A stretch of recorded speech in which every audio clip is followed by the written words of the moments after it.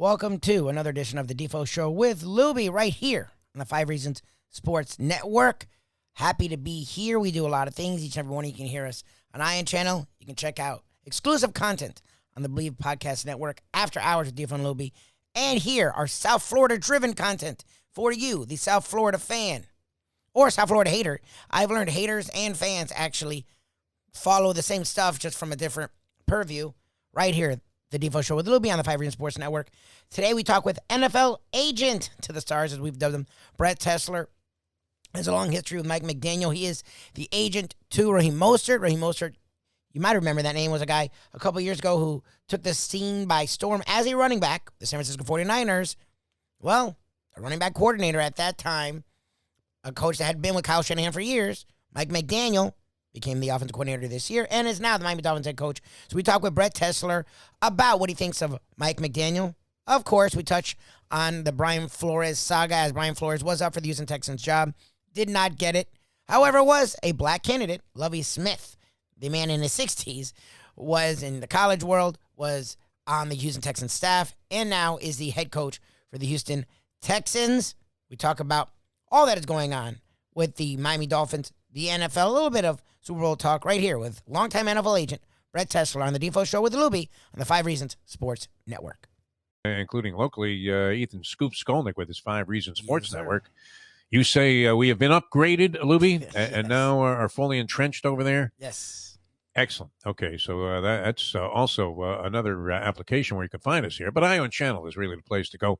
And the place to go, too, for any kind of conversation about the National Football League. And especially, I believe this man will have some insight into the hiring of the new Dolphins head coach, or at least the person that they hired, Mike McDaniel.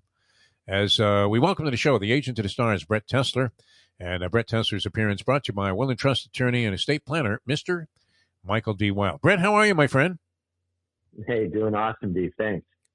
All right, well, what are your plans? I mean, I know, remember you were touring Radio Row a little bit with the Super Bowl in Miami. And what is your general approach with regard to Super Bowl games? Do you only go if you have clients involved? Or what's your philosophy about the Super Bowl in general in terms of being in the business of the National Football League? Usually only go to that game if I have clients in the game. And I'm very fortunate that my Super Bowl lifetime record is very good. The win-loss is extraordinary. Fortunately, I've had a good amount of guys over the last 25 years who've got themselves rings. And so it really is a great experience when the opportunity presents itself. But I will be at a friend's house, partying and having a good time, like hopefully everyone else out there listening. All right, you're a man of great taste and distinction. What are your essentials at a Super Bowl party to make it worth attending? Oh man, I mean, to me, variety is the key. You got to have a wide range of different things to eat.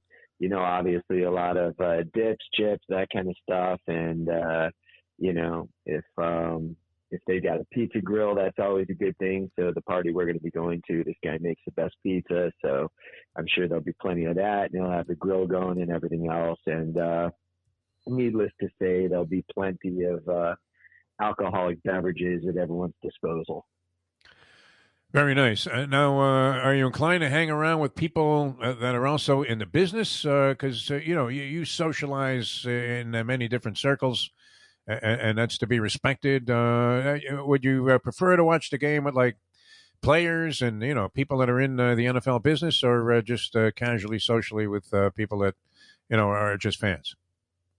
It doesn't matter, just wherever the opportunity, wherever the best food is, yeah. Exactly. Especially if you don't have to clean up because it's not at your place. Definitely true. And, it's more just about the company and just enjoying the entire experience of the game. I always record the game at home, so the next day I can go back and actually really watch it and really pay close attention to everything going on in it. And again, I can only do that in years that I do not have a client involved in the game. So So no, I can, again, just sort of enjoy this one, and then I'll get a chance to watch it a little bit closer. But I think it figures to be a pretty good game. What are you expecting? I mean, from what we can decipher from the general consensus of things being written and said about the ball game, most people feel that the Rams are going to set the pace in this game, that their defense is going to be a little bit overwhelming for Joe Burrow. I don't know, how much, the people that analyze these things from a statistical standpoint, a.k.a. the line makers, they have Burrow throwing for almost 300 yards as the over-under. So obviously they're expecting this guy to have some success in this game, passing the football. What do you see happening? Because the common wisdom seems to think or believe that the Rams will prevail and that they'll set an early pace and somehow manage to hang on, and that Burrow is going to find himself, in a shallow grave early in this game because of the immense pass rush of the Los Angeles Rams. So you hit the nail on the head. The two most important players in this game are the two most important players on each team, which is Joe Burrow for Cincinnati and Aaron Donald for LA, who may well be the best player in the NFL. And so it's very unique when the two best players are really going head to head and can really have the greatest determining factor in the outcome of the game. So obviously, as great as Joe Burrow is, he can't do it on his own. He's going to need protection up front. That is no small task when you're talking about the likes of Aaron Donald and Von Miller and some of the other, impact players on that Rams defensive line. So that's really, in my opinion, where the game is going to be won or lost. If the Bengals can scheme in such a way where they can get the ball out of Burrow's hands quicker, maybe move him around a little bit, as well as obviously the Bengals offensive line is going to have to get in the way of those guys and at least buy him some time. And I do believe that if they can do that, I figure that the Bengals will win the game. This is the Defo Show here on Ion Channel. You can also check us out on the 5 Reasons Sports Network, talking with one and only Brett Tessler, NFL agent to the stars. Follow him, hit him up on Twitter at Tessler Sports. He's also great on Facebook. Brett Tessler. All right, the Miami Dolphins made their head coaching hire. It's a guy that you probably have some familiarity with, as he has coached Raheem Mostert, guy who stole the NFL world a couple years ago. When I say the name Mike McDaniel, what do you say, Brett Tessler? Brilliant. I think of, you. But is it bad that word scares Defo and I?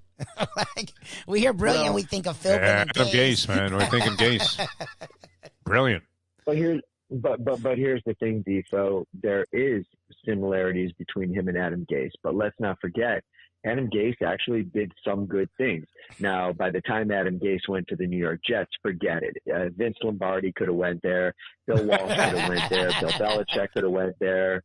Anybody who you consider to be one of the greatest coaches in NFL history would not have been able to win under those circumstances, would not have been able to win with the likes of Christian Hackenberg and, many of the other players that he was given. So again, we always talk about this when you see a quarterback struggle, and you have to consider the circumstances. You have to consider what he had to work with in terms of weapons, and most importantly, what he had to help him in the way of protection. And so it's no different for a coach. You could take Bill Belichick. I'm telling you right now, if you put him on this year's Detroit Lions, yeah, maybe they win a few more games, but they're still going to be a losing team. They're still not going to the playoffs. And over time, there would not be success unless they bolster that roster, find a real franchise quarterback, so on and so forth. And so in the case of Mike McDaniel, obviously, he learned a lot from being around Kyle Shanahan, who is a wonderful coach, wonderful mind. And McDaniel himself, obviously I talked to Raheem Mostert about McDaniel before this hire. I wanted his opinion once I was, word was kind of getting out that he might be the favorite. And what Raheem said is that the guy's just absolutely brilliant. And, his offensive mind, Raheem just loves sitting down, just talking offense with him, looking over plays together.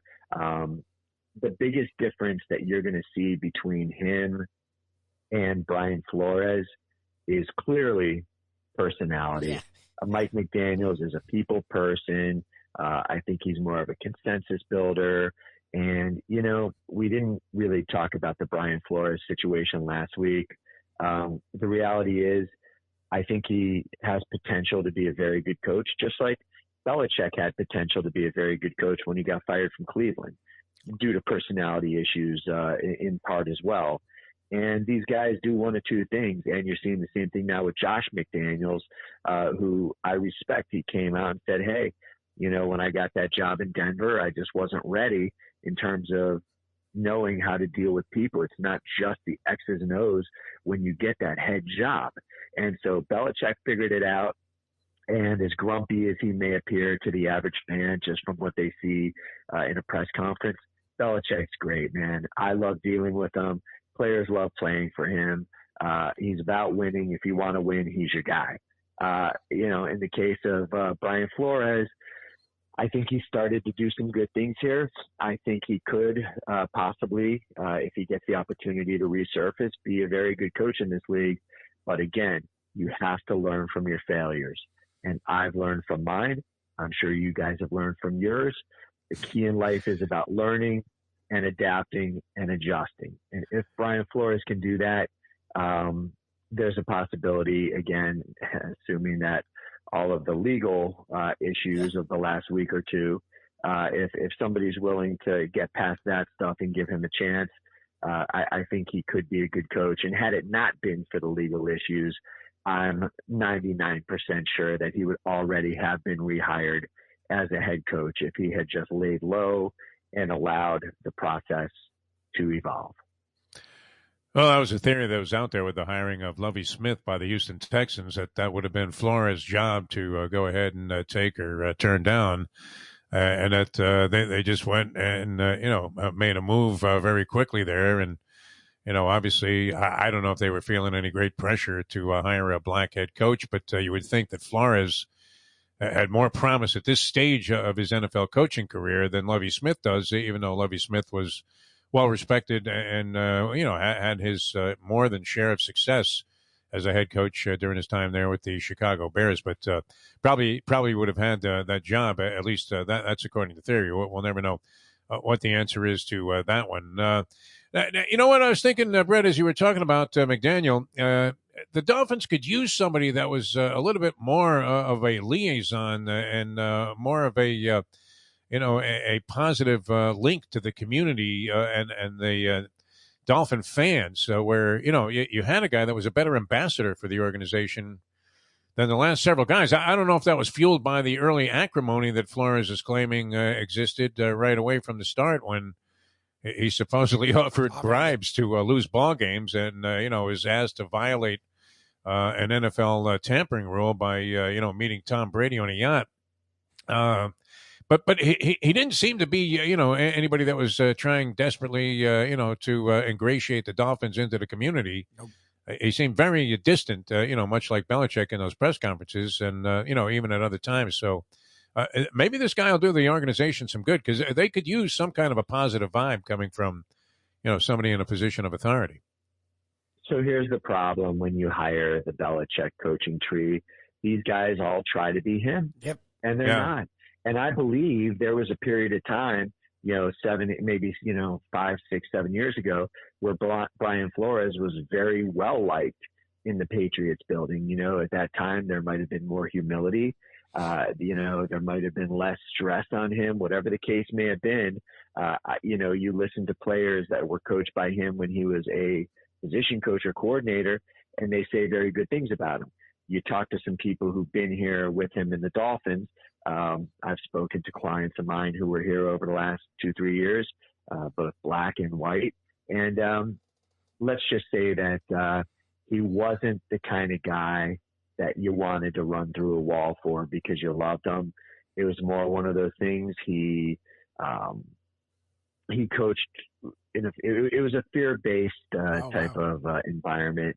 And again, it can work in its own way. It works better if you're somebody who's been doing it with much greater success for a much longer time and has more credibility. So at this point, a guy like Bill Belichick can pretty much act however he wants. He's earned the right to do it. And, as a player, you have no choice but to just give someone like Belichick your complete and total confidence and just believe in everything they're doing. Whereas in the case of a guy like Flores, I mean, here's a guy that's, not many years older than some of the veterans on the team. And it seems like in very short time here, maybe he became a little more high maintenance in terms of what he required and what he demanded from ownership and the front office in terms of the ability to call the shots. And look, I mean, this is something where I've been coming on this show now for the last couple of years, kind of intimating, if anyone was paying attention to what I was saying, that as much as everyone wants to kill Chris Greer for this bad draft pick or this guy or whatever, Brian Flores was always the one who had final say. And so as time went on, I think he became even more heavy-handed and possibly wasn't showing the owner of the team the respect that, he requires and wants. And, as the owner of the team, it's his team. He's your boss. So I feel like as time went on, I think Flores might have become a little bit more difficult. And so when what happened, I didn't expect it. But unlike other people out there, I was not completely shocked or blindsided by it. Brett Tessler, the agent of the stars, with us here on the Defo Show. Jeff DeForest, Michael Lubitz on on channel. And, the other assertion that was made by Brian Flores about the Miami Dolphins owner, Stephen Ross, offering payment to have him go ahead and lose games. And that's kind of a twisted story and an odd way to begin your career. I mean, especially in light of this Rooney Rule stuff that's going on, where you be a black head coach finally getting a shot there, and the owner is telling you, "Hey, we want you to lose," which would earmark him as a failure. And we've seen where guys have a very short tenure, as first time head coaches. The way it's going now, you don't even get 3 years anymore. It's very. It's very common for guys like with the New York Giants to turn over every 2 years. I was curious, though, and I can't dodge this one with you, Brett Tessler, because I kind of have a feeling I know how you're going to, weigh in on this. But Roger Goodell, his initial response to the Flores assertions and the lawsuit was, that's all bullshit. Now, the ink wasn't even dry on the lawsuit. I don't even think they had actually put the official court seal on it yet. No. And Goodell had already completely denounced it. And the other thing that was interesting was the complete across-the-board categorical denials by all factions that were mentioned here in the Flores suit and singled out, and even the Cleveland Browns added to it later with Hugh Jackson. What did you make of Rodgers' position? And he seemed to do a little bit of an about-face. What did you think about the way the league handled these allegations that are put forward by Brian Flores? I think it was very predictable, Defo. And frankly, if you were Roger Goodell or if you were in that position, I think your response would have been the same. It's kind of what you need to say. And regardless whether or not it's the truth or not, as time goes on and more evidence does or does not come out in relation to the accusations that have been made by Brian Flores, it just in time, what's been done in the dark will be brought to light, if in fact there is anything that was done. In regards to, do I believe that, the NFL as an organization is institutionally racist? No, I don't. And, again, I think a lot of the accusations Flores made, and frankly, very little of what's contained in his lawsuit is proven to be racially biased. If Stephen Ross did offer him $100,000 a game, which again, I find it very hard to believe that something like that would have seriously been offered. And let's not kid ourselves too deep. Tanking is something that's been going on in different sports now for the last, several years. I don't think, they did it back in the 70s. I just think it was a different society back then. But these days, it's sort of win at any cost, try to get, a franchise player at any cost. And so you're seeing teams do it more and more now. You see it in the NBA, obviously. Mark Cuban came out and admitted it. And he was punished for it. And so in the NFL, I don't think it's any secret that when you start Curtis Painter as your quarterback in Indianapolis, that, I don't think anybody could really think you're trying to win ball games. And so I feel like a smart coach doesn't need to be told to do it. They don't need to be bribed to do it.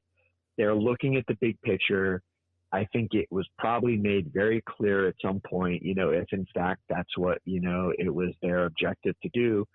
I don't think it really needs to be spelled out. I think it's pretty well understood that, listen, the cupboard is bare and we're building for the future, and there's no benefit in winning 3 or 4 games as opposed to winning 1 or even none. And so I think, a new coach coming in, it's not ideal for them to start their career under those circumstances. But on the other hand, it's like taking a step back to take a giant leap forward. And so when you're a coach coming in with a 5-year guaranteed contract, and you're thought of as a legitimate long-term solution, you're a young guy. This isn't hiring Joe Philbin. This isn't hiring David Culley. You're hiring a very legitimate, in-demand, young, talented coach in Brian Flores.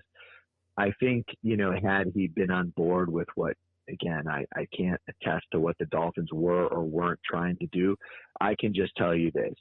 It's a greater benefit to win 1 game and get the top pick, if the top pick is a franchise quarterback, a Joe Burrow type talent, than it is to win 4 games and end up with Tua. So, and not that Tua is bad. It's just, I think we can all agree, he's not Joe Burrow. Not many quarterbacks in this league are. And so therefore, I think it's one of those things that a more agreeable type of a coach, a more big picture type of an approach might have made it a little bit more smooth in terms of everybody being on the same page, whatever that page would have been. Brett Tessler, the agent of the stars. The one page you want to be on when it comes to wills and trusts, very, very important to get this right. And it's all kinds of complicated things that happen and evolve. If you don't have the right person or the right law firm doing it, and any kind of estate planning, Michael D. Wild is the place to go. Cannot thank you enough, Brett Tessler, for turning my brother and me on to the services of Michael D. Wild. Honestly, Deef, it's just one of those things where I'm as thankful as you are that somebody recommended him to me. And I learned firsthand just how great he is at what he does. And, of course, anybody listening can reach out to him at southfloridawills.com. Easily the best estate planning attorney down here in South Florida. And he makes the process incredibly affordable, incredibly quick, incredibly easy. And it's just amazing the stress it takes off your back, knowing that if something happens to you, your family's taken care of. So reach out to Michael Wild, southfloridawills.com.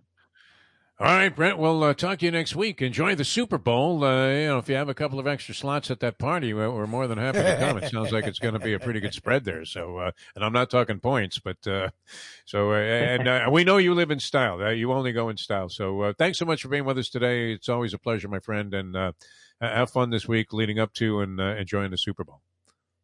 Thanks, guys. Take care. All right, Tessman, thanks. Brett Tessler, the agent to the stars. Again, big thank you to NFL agent Brett Tessler. Gave us a bird's eye view of Mike McDaniel, a guy who's known him for a long time, worked directly with his client, Raheem Mostert, a guy that was on the Dolphins practice squad, bounced from team to team, and became one of the better running backs in the league under Mike McDaniel. Now, the Miami Dolphins head coach, Brett Tessler, gave us some insight as to what Mike McDaniel can bring to the Miami Dolphins.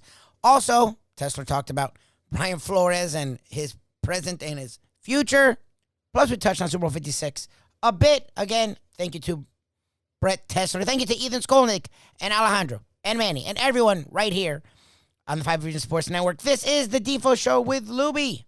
Again, check us out tomorrow morning on Ion Channel. Just Google the Defo Show. And also our exclusive content. Do interviews each and every day for the Believe Podcast Network after hours. And right here, our South Florida skewed, our South Florida intense, our South Florida passionate content right here. The Devo Show with Lubie on the 5 Reasons Sports Network. Play the ponies in style at Champions, the outstanding simulcasting room at beautiful Hialeah Park. Yes, the grand old lady of thoroughbred racing has never been more vibrant, and you can wager on the races from the top tracks around the country while enjoying a cocktail at the Brass Rail Bar or any of the fine food served throughout the facility. If poker is your game, you're covered in style. And you can play all your favorite Vegas-style games, including blackjack, craps, and roulette, in Hialeah Park's sizzling hot casino. Get a player's card when you walk through the door for all kinds of generous amenities, including our favorite, free play, when you come out to the ultimate casino and entertainment destination, Hialeah Park. These days, we're all looking for comfort anywhere we can find it. Thank goodness for Landlubbers Raw Bar and Grill in the Plantation location, because they are making sure you are as comfortable as possible. First of all, they're not only open for delivery and pickup. All you have to do is go to landlubbersbarandgrill.com for both pickup and free delivery. Their hours have changed a little bit. Monday through Thursday from 3:30 to 10, and Friday, Saturday, and Sunday from 11:30 to 10. You're going to have the best wings in the world. You're going to have a great burger. You're going to have their amazing soups. Again, Landlubbers, Raw Bar and Grill. It's nice and easy. Just go to landlubbersbarandgrill.com for both your pickup and free delivery. Thank goodness for Landlubbers for making you always feel right at home.